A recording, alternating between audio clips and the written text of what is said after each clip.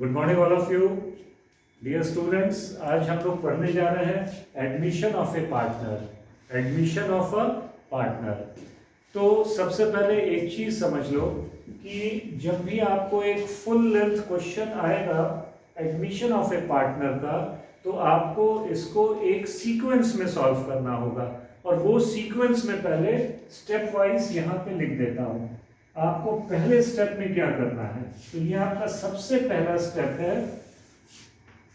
This is the first step कि आपको ratio का कैलकुलेशन करना है। You have to do the calculation of ratio calculation. ठीक है, उसके बाद रेशियो कैलकुलेट कर लेने के बाद जो आपका सेकंड स्टेप होगा वो है सम इंपॉर्टेंट जर्नल एंट्रीज। कुछ इंपॉर्टेंट जर्नल एंट्रीज आपको पास करनी होंगी क्वेश्चंस को पढ़ने के बाद। ठीक है, important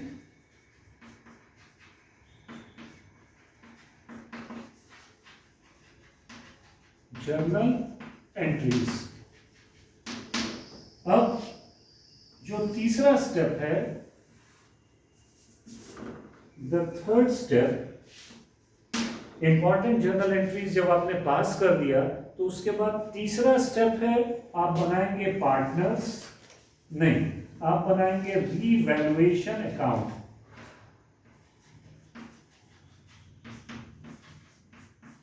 you will be preparing revaluation account. क्योंकि जो एसेट्स और लायबिलिटीज में चेंजेस आती है उसको हम लोग देखेंगे। उसके बाद रिवैल्यूएशन बनाने के बाद अगला जो स्टेप है हमें बनाना है partners capital account, including new partners capital account as well. इसमें इंक्लूडिंग न्यू पार्टनर ऑल्सो। उसके बाद वाली जो सीढ़ी है उसमें ये कंपलसरी नहीं है कि ये अकाउंट को आप बनाएं ही, लेकिन आप बनाएंगे तो कंफ्यूजन नहीं होगा। इसको आप रफली भी कैलकुलेट कर सकते हैं। वो क्या चीज है, कैश और या तो बैंक अकाउंट। अब ये क्यों करेंगे, मैं सारी सीढ़ियां बना देता हूं, सारे स्टेप्स को लिख देता हूं, फिर मैं समझाता हूं कि क्यों कैश और बैंक करेंगे। वो इसलिए करेंगे कि जो नया पार्टनर है वो कैश लेके आएगा, तो पहले से जो कैश है उसमें नए पार्टनर द्वारा लाया हुआ कैश और ऐड होगा तो कैश बढ़ेगा। अब जो लास्ट वाली चीज है, लास्ट क्या है, निचोड़ क्या होता है अकाउंटिंग प्रोसेस का, बैलेंस शीट। तो lastly you have to prepare the balance sheet. तो इस बैलेंस शीट को हम लोग बोलते हैं balance sheet of the new firm. कैसे न्यू फर्म, कि रिकंस्टिट्यूशन हो रहा है, ओरिजिनल एग्रीमेंट ब्रेक हो रहा है, कोई भी नया पार्टनर आ रहा है तो जो पुराना एग्रीमेंट है उसमें चेंजेस आ गए, तो it is the end of the partnership relation. Because आप लोगों ने पढ़ा है partnership arises out of agreement not by status. कि खैर उन चीजों पर भी डिस्कस नहीं करना है, वो थ्योरी है। Now we will see the accounting process. तो पहला स्टेप क्या है, रेशियो कैलकुलेशन। अब रेशियो कैलकुलेशन में क्या होगा कि इसमें आपको दो रेशियोज ठीक से समझने होंगे।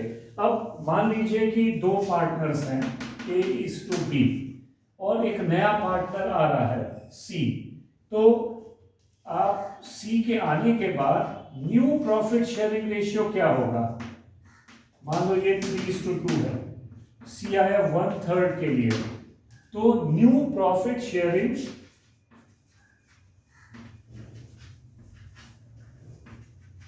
रेशियो। उसके बाद C जब आ रहा है तो A और B अपना शेयर सैक्रिफाइस करना है C के लिए। तो इसके बाद जो दूसरा रेशियो आपको समझना है, you have to learn to prepare sacrificing ratio. ये दो रेशियोज आपको सीखने होंगे अच्छी तरह से। ठीक है, अब सेकंड स्टेप क्या है, सेकंड स्टेप में क्या करना है, अब गौर से समझना है सेकंड स्टेप क्या है। मान लीजिए यही कंडीशन, ए और बी बिजनेस कर रहे हैं और 3:2 में अपना प्रॉफिट और लॉस को शेयर कर रहे हैं। किस रेशियो में? 3:2 में प्रॉफिट लॉस शेयर कर रहे हैं। और ये पिछले 20 ईयर्स से बिजनेस कर रहे थे और अब 1 अप्रैल 2023 को 1 अप्रैल 2023 को वो एडमिट कर रहे हैं सी फॉर 1/3 शेयर। ठीक है, तो ये जो समयावधि है, ये जो समय गुजरा, इस समय के जो भी प्रॉफिट्स वगैरह हैं, अगर कुछ भी प्रॉफिट इन्होंने जमा किया है तो किसका है? फर्म में। मान लो कोई भी रिजर्व है, कोई प्रॉफिट है, तो इस पीरियड का कोई भी प्रॉफिट है ना, अनडिस्ट्रीब्यूटेड, वो किसका है? वो इन्हीं लोगों का है, ए और बी का, सी का नहीं है। तो सी के आने से पहले इस प्रॉफिट को हम लोग क्या करेंगे? ए और बी में डिवाइड कर देंगे। इसी प्रकार अगर कोई लॉसेस है, सी के आने से पहले का कोई लॉस है, तो उस लॉस को सी क्यों उसको शेयर करेगा? उस लॉस में अपना योगदान सी क्यों देगा? वो लॉस भी ए और बी का ही है। ठीक है, अब एक चीज और समझनी है कि ये तो क्लियर हो गया, अनडिस्ट्रीब्यूटेड लॉसेस, अनडिस्ट्रीब्यूटेड प्रॉफिट, ये एडमिशन से पहले जो भी है वो नए पार्टनर का नहीं होगा, इसमें कोई भी योगदान। जिस दिन वो आया उसके बाद वाला जो है उसका होगा। ठीक है, राइट। अब दूसरी चीज क्या समझनी है कि अगर कोई भी नया पार्टनर आता है तो Y in a partnership firm the partners they take a new partner. What is the reason for taking a new partner? Reason क्या होता है बेसिकली कि पार्टनरशिप फर्म में दे वांट मोर कैपिटल, कि और उनको कैपिटल की जरूरत है, तो they want more money in shape of capital. तो उसके लिए किसी नए आदमी की जरूरत होगी जो कैपिटल लाएगा। सो न्यू partner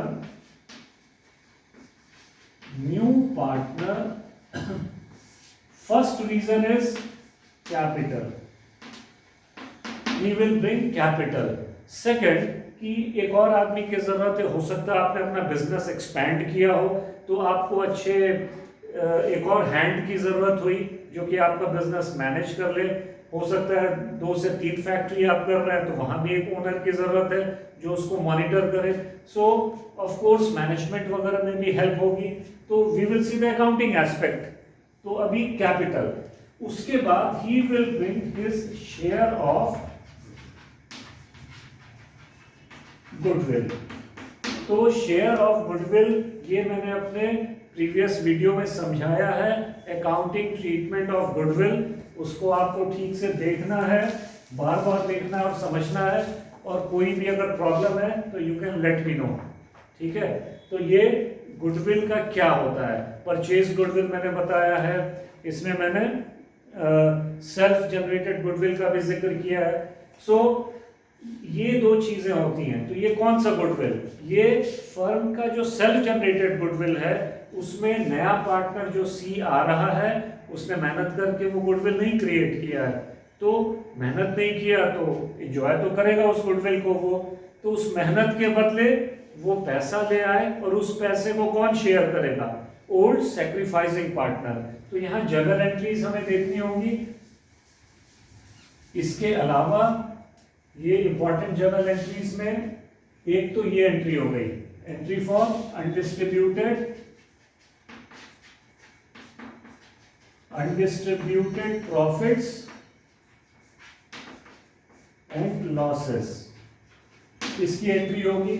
उसके बाद एंट्री क्या होगी कि capital brought by new partner, capital brought by new partner. उसके बाद goodwill, share of goodwill, share of, right. तो ये एंट्री तो होगी ही होगी। इसके अलावा अगर क्वेश्चन में कुछ और है तो वो हम लोग एंट्री करेंगे, ये जरूरी है। अब क्वेश्चन में अलग से क्या हो सकता है, कुछ भी हो सकता है, जैसे कि अनडिस्ट्रीब्यूटेड प्रॉफिट लॉसेस तो है ही। अब मान लो कि गुडविल है बैलेंस शीट में एसेट के तरफ, तो वो परचेज गुडविल है, उसको भी राइट ऑफ करना है, वो एक अनडिस्ट्रीब्यूटेड लॉस है, ठीक है। अब रिवैल्यूएशन, रिवैल्यूएशन क्यों हम लोग बनाते हैं? रिवैल्यूएशन इसलिए बनाते हैं कि अगर कोई भी एसेट है, मान लो इन लोगों ने एक जमीन का टुकड़ा लिया था, ए और बी ने फर्म के नाम से, ठीक है, ये है 10 लाख का। अब क्या है, इस तारीख को इसका वैल्यूएशन है 15 लाख हो गया, तो ये सी बोलेगा हम भी इसमें हिस्सेदार होंगे, तो क्या ये बढ़ा हुआ जो वैल्यू है 5 लाख, क्या सी उसको शेयर कर सकता है? नहीं, she is not entitled to take any profit, neither he is responsible for any losses because of the change in the value of assets and liability। अगर कोई भी एसेट सी के एडमिशन से पहले का है और उस एसेट के वैल्यू में इंक्रीज हुआ है, तो दैट इज अ बेनिफिट, है ना, that is a gain.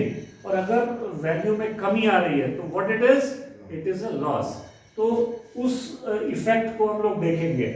So this is what are we doing in revaluation account? We see the effect of changes in the value of assets and liabilities. Changes in the value of assets and liabilities। उसके बाद partners capital बनाएंगे, उसके बाद cash और bank को एक बार अगर इसमें बहुत ज़्यादा चेंजेस है तो अकाउंट बना लेंगे, अदरवाइज इसको प्लस माइनस बैलेंस शीट में भी कर सकते हैं, मैं करके बताऊंगा, और फिर we will make the balance sheet. तो अब क्या है कि मैं एक एक स्टेप पहले आपको बताऊंगा, पहला स्टेप, दूसरा स्टेप, तीसरा स्टेप, चौथा स्टेप, ठीक है, और फिर फुल लेंथ सम्स करेंगे और फिर बहुत सारे फुल लेंथ सम्स करेंगे, तो आपका कंसेप्ट क्लियर होता चला जाएगा। लेकिन पहले हम लोग शुरुआत करते हैं आज के क्लास में। We will see the first step, tomorrow's class second step. तो अब देखो पहला स्टेप क्या है, ratio calculation. Step 1, step 1 ratio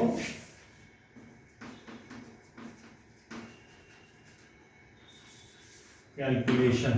so ratio calculation अब हम लोग सीखेंगे, राइट। तो now we will see the questions from standard 12th की बुक है टीएस गिरवाल, उसको आप लोग फॉलो कर लें, अच्छी बुक है। तो टीएस गिरवाल का कौन सा है एडिशन, लेटेस्ट एडिशन, और उसका क्वेश्चन बताओ, प्रैक्टिकल क्वेश्चन निकालो। पहला क्वेश्चन शुरू करते हैं, उस क्वेश्चन की मदद से रेशियो कैलकुलेशन बताते हैं।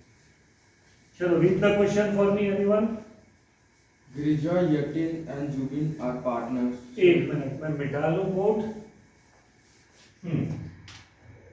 अब ठीक से समझेंगे। हाँ, तो our reference is from, reference हम लोग ले रहे हैं, बुक का नाम क्या है बताइए, सीबीएसई स्टैंडर्ड 12th, है ना, अकाउंटेंसी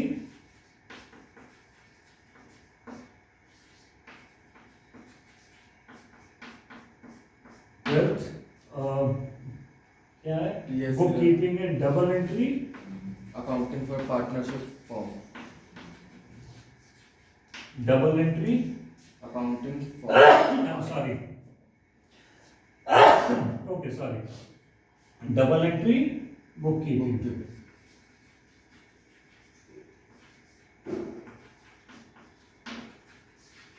ऑथर है टीएस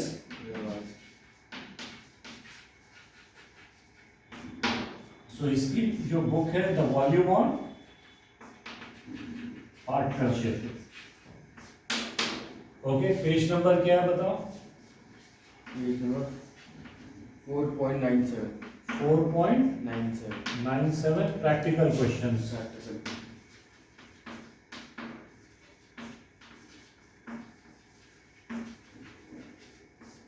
प्रैक्टिकल क्वेश्चंस।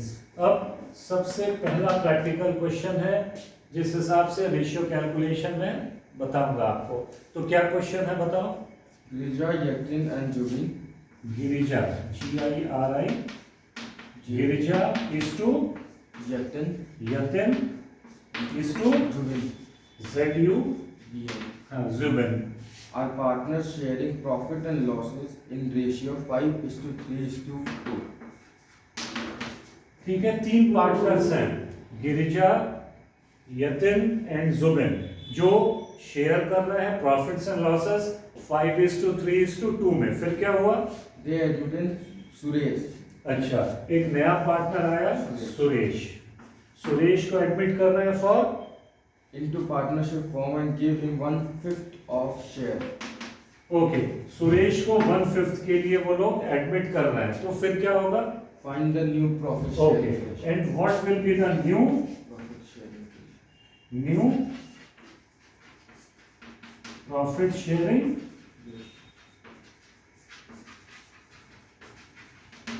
रेशियो क्या होगा। ठीक है, अब इसको ठीक से समझना है। Right, let us understand this. अब देखो ये क्या चीज है, थोड़ा सा रिवाइज करते हैं। आप लोगों ने स्टैंडर्ड 5-6 में रेशियो, प्रोपोर्शन, परसेंटेज इन चीजों को पढ़ा था। एक क्विक रिवीजन, इन तीनों को ऐड करो 5, 3, 8, 2, 10। इसका ये तात्पर्य है कि पहले मान लो प्रॉफिट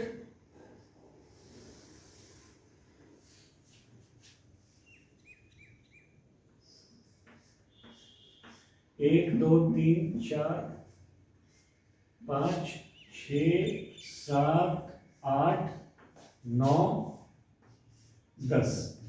ठीक है, एकदम आइडेंटिकल तो नहीं लग रहे हैं ब्लॉक्स, लेकिन मान लो पहले प्रॉफिट 10 बराबर टुकड़ों में बंटता था और G फॉर गिरिजा।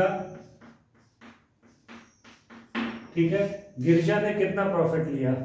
गिरिजा ने लिया 10 में से कितना 5, 10 में से 5 गया G को, G फॉर गिरिजा। फिर जतिन को कितना मिला, जतिन को Y। दिस इज ये वाला पोर्शन यतिन का है और यतिन को 3 टुकड़ा मिला प्रॉफिट का, तो 3/10 ये मिला यतिन को। ठीक है, और जुबिन को कितना मिला, Z लिख देते हैं जुबिन के लिए। तो कितना पीस मिला इसको, प्रॉफिट 10 टुकड़ों में बटा था, लेकिन 10 में से इसको 2 मिला जुबिन को। ठीक है, लेकिन अब क्या है, अब गौर से समझना। अब सुरेश आ रहा है और सुरेश के आने के बाद प्रॉफिट 5 टुकड़ों में नहीं बटेगा, सॉरी प्रॉफिट 10 टुकड़ों में नहीं बटेगा। अब प्रॉफिट 5 इक्वल पीसेस में बटेगा। ठीक है, 5 इक्वल पीस, और ये ले लेगा सुरेश। तो ये इस पीस का वैल्यू कितना है, 5 में से 1 peace out of 5 who is taking Suresh. अब बाकी लोगों के लिए कितना बचा, क्वेश्चन में कुछ नहीं दिया गया है कि बाकी जो बचा, बाकी कितना बचा। This is the left over, ये कितना है बताओ, how much is, this are 4 blocks. ये प्रॉफिट का दिस इज 4/5। ये जो पोर्शन है 1, 2, 3, 4, ये किसके लिए है, ये बचा क्या नाम था उसका, ये 3 लोगों के लिए है। This is for G, Y and Z। G, Y, Z, Girija, Yatin और जुबिन ये 4/5 जो है वो शेयर करेंगे। लेकिन कैसे शेयर करेंगे, क्वेश्चन में कुछ नहीं है, तो वो ऐसे ही शेयर करेंगे इसी रेशियो में, ओल्ड रेशियो में। तो अब हम लोग देखते हैं कैसे। गिरिजा का शेयर कितना होगा? गिरिजा पहले कितना था? 5/10। 5/10 में ये बचा हुआ पीस गिरिजा शेयर करेगा। ये बचे हुए पीस का वैल्यू क्या है? 4/5। ठीक है। उसके बाद यतिन 3/10 इंटू, अब यतिन कितना बच रहा है समूह के लिए? 4/5। He is taking 3/10 of 4/5। फिर जुबिन कितना ले रहा है? 2/10 इंटू 4/5। और फिर सुरेश तो पहले ही 1/5 इसका क्लियर था, राइट। अब देखिए, अब ये कितना हो रहा है? ये नीचे 50 हो रहा है, 20/50, ये 12/50। ये दिख रहा है? क्लियर है? Is it clear? Yes sir. Very clear. अब हमको लग रहा है कि ये मैं इधर लिख दूं, ये मिटा दे रहा हूं, ऊपर से लास्ट तक दिख जाएगा। गिरिजा को कितना है? 20/50। उसके बाद यतिन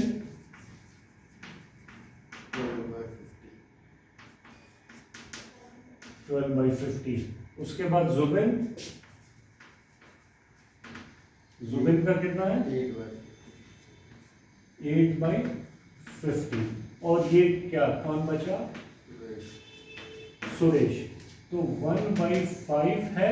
लेकिन आपने बचपन में सीखा है कि जब रेशियोज को बराबर करना होगा तो डिनोमिनेटर सबका बराबर है, तो ऊपर की चीजों को हम लोग अलग से ले सकते हैं।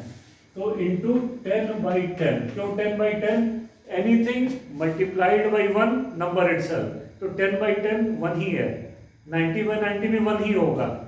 तो अब निकल गया 20:12:8:10। लेकिन हम लोग इसको मिनिमम फॉर्म में लिखते हैं। यहाँ मिनिमम अब देखेंगे क्या ये किसी से कट सकता है? किससे कटेगा? 2 से करते हैं तो कितना होगा? 2, 6, 4।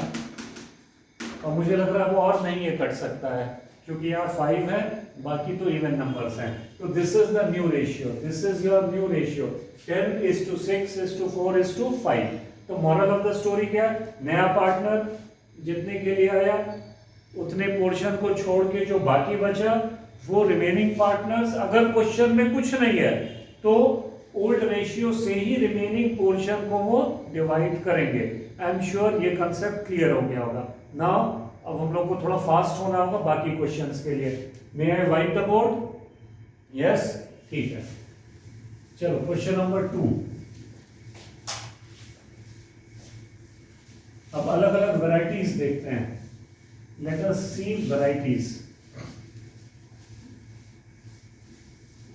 Okay, question number 2। चलो come on, second A and B are partners. A and B, हाँ, Are partners sharing profit and loss in the proportion of 7:5. अच्छा 7:5। They agree to admit C, They agree to admit C। their manager, into partnership. Okay, वो manager थे लेकिन उनको partner बना दिया गया, अच्छी बात है। How much? To get 1/6 share. To get 1/6 share, right. उसके बाद He takes this share as 1/24. अब ये इन्होंने 1/6 किससे लिया? 1/6 इसने लिया कितना? कैसे कैसे? ए से लिया कितना? 1/24. 1/24। B से 1/8. ये ए से लिया सी ने, और बी से कितना लिया? 1/8. 1/8। ठीक है, तो इसको जोड़ के 1/6 हो रहा है। 1/4 फ्रॉम ए और 1/8 फ्रॉम बी। देखो जोड़ के 1/6 हो जाएगा। एक्सपेरिमेंट करना है तो जोड़ लो। 1/24 प्लस 1/8, एलसीएम क्या होगा इसका? 24 ही होगा। तो 1 प्लस 8 या 24, तो ये कितना हो जाएगा 4/24 6 1/6 आ गया।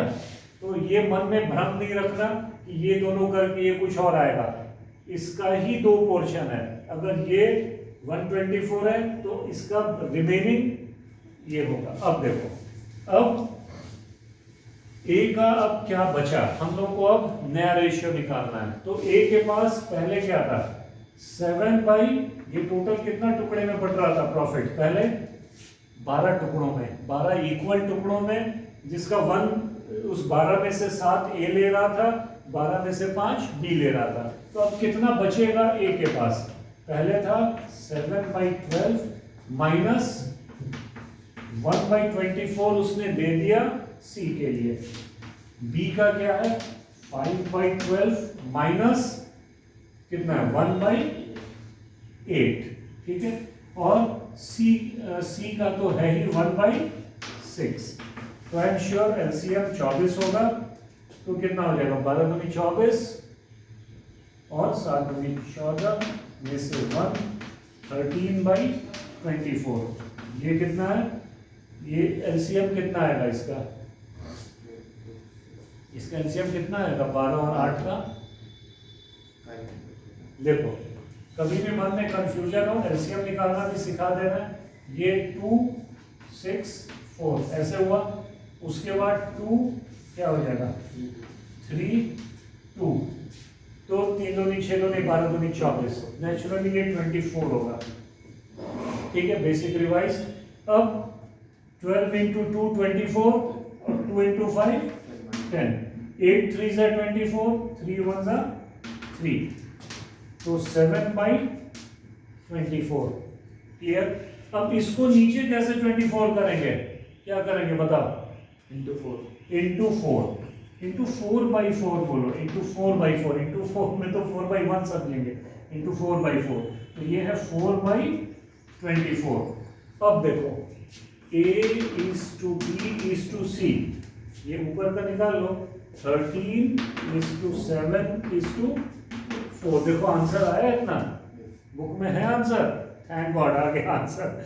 चलो अब नेक्स्ट क्वेश्चन हम लोग कर रहे हैं। क्वेश्चन इसमें और भी है, सैक्रिफाइसिंग भी निकालना था, नहीं, ठीक है, जब पूछा जाएगा तो निकालेंगे और समझाएंगे फिर।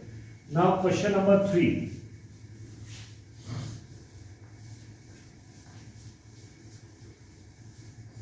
अब question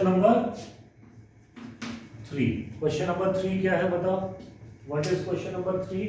A, B and C A, B and C are partners in the firm sharing ratio in 3:2:1. ठीक है, A, B और C पार्टनर हैं in a firm sharing profits and losses 3:2:1। आगे बताओ। They admitted D as a new partner They admitted D as a new partner for 1/8 share. D और D आ रहे हैं for 1/8 share. 1/8 share के लिए, 1/8 share. अब आगे, Which he acquired 1/6 from B. सो 1/6 वो ले रहा है, 1/16 sir. 16. नींद आ रही है, ओके, तो 1/16 from B B and 1/16 from C. और 1/16 from C. C, Calculate the new profit ठीक है, sharing ratio. Calculate the new profit sharing ratio. और सैक्रिफाइसिंग भी है, No. नहीं है, ठीक है। तो न्यू रेशियो क्या है, ही इज टेकिंग फ्रॉम का मतलब है माइनस करना है, फ्रॉम, जहां वर्ड आएगा फ्रॉम माइनस कर लो, ठीक है। अब जैसे किसी क्लास में कोई स्टूडेंट है, कोई बच्चा है, वो 4 चॉकलेट लेके आया एंड उसका दोस्त जो है ही टुक 1 चॉकलेट फ्रॉम हिज फ्रेंड, तो कितना बचा, 3 बचा, 4 में से ही गया, 3 बचा, तो यही चीज है। तो अब इसको कैसे समझेंगे, अब A B C D, D खुद तो 1/8 के लिए आया है, 1/8 लिखेंगे, क्लियर है 1/8। अब A के पास पहले से कितना था, टोटल कितने बराबर टुकड़ों में प्रॉफिट बट रहा था, पहले 3 4 5 6, okay, and A was taking 3/6, B was taking 2/6, C was taking 1/6। अब डी को क्या किया, बी ने 1/16 अपने शेयर से 1/16 उसने दिया, तो उतने से कम हो जाएगा उसका शेयर, और सी ने भी 1/16 दिया है, ठीक है। तो अब क्या होगा, अब इसमें हम लोग ये करेंगे, इसको माइनस करेंगे, तो इसमें आई थिंक 48 हो जाएगा एलसीएम। Are you sure? 48। अब यहां क्या हो जाएगा, 16 8 सा 8 6 48 8 2 16 माइनस 16 3 48 3 का 3 इज इक्वल टू 13/48। यहाँ पे कितना 8 6 48 8 माइनस 16 3 5/48, सही है। Am I going right? यहाँ कितना होगा करेंगे तो 48 आएगा, जल्दी बताओ। 6/6 हाँ, इंटू 6/6, 6/48, और यहाँ पे कितना हो जाएगा 48 लाने के लिए 6/6, नो सर, हाँ? 6 सॉरी 8/8 8/8, 8 तुम ही बोले थे 6/6, 8 या 24/48। तो अब कितना हो जाएगा, A B C D, A is to B is to C is to D, 24 is to 13 is to 5 is to 6। Tell me answer है, ओके। तो चलो नेक्स्ट है question number 4। Question number 4,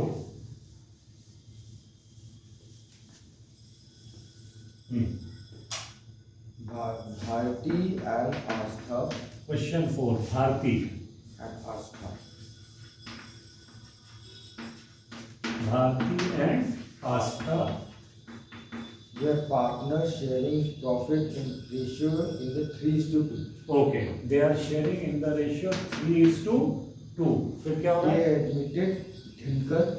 they admitted Dinkar as a partner हाँ, for 1/5 share. So Dinkar came for 1/5 share, ठीक है। The future profits of the firm, हाँ, which he got equally from Bharti and Astha. so this 1/5 he got equally from, ये बड़ी interesting line है, ठीक है। Dinkar got 1/5 equally from Bharti and